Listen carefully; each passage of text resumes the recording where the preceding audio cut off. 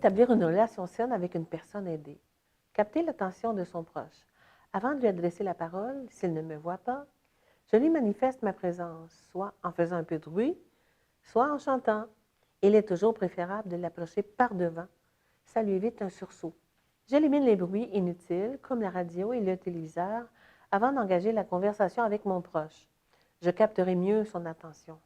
Je bouge lentement, je me place face à lui. S'il est assis, je m'assois pour être à sa hauteur. J'établis un contact visuel et je le touche doucement. Je ne devrais jamais engager une conversation dans un climat de précipitation. Établir un climat favorable. Si mon proche n'a pas envie de m'écouter, je n'insiste pas et je reviens plus tard. Si je m'obstine, le climat se gâtera et il vaudra mieux attendre. Je lui parle lentement, calmement, doucement et je garde le contact visuel. Si je lui parle fort et qu'il ne comprend pas ce que je lui dis, il croira que je suis en colère. Quand c'est possible, j'utilise des objets liés à l'activité dont il parle. Par exemple, si je veux l'amener prendre son bain, je lui montre sa serviette et son pyjama.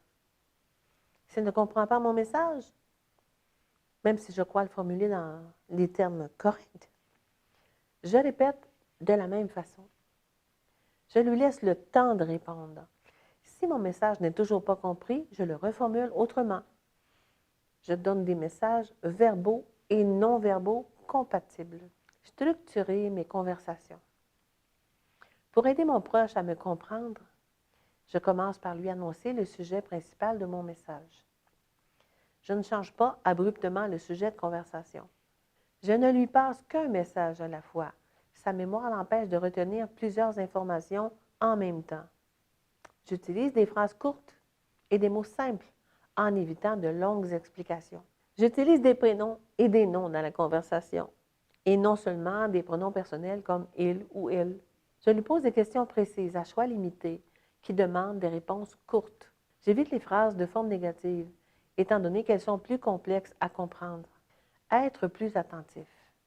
Quand mon proche me parle, je m'abstiens de l'interrompre. Je lui laisse le temps de trouver ses mots et de finir ses phrases. Et je fais attention de ne pas laisser monter son anxiété. Si je ne comprends pas ce qu'il me dit, je ne fais pas semblant d'avoir compris.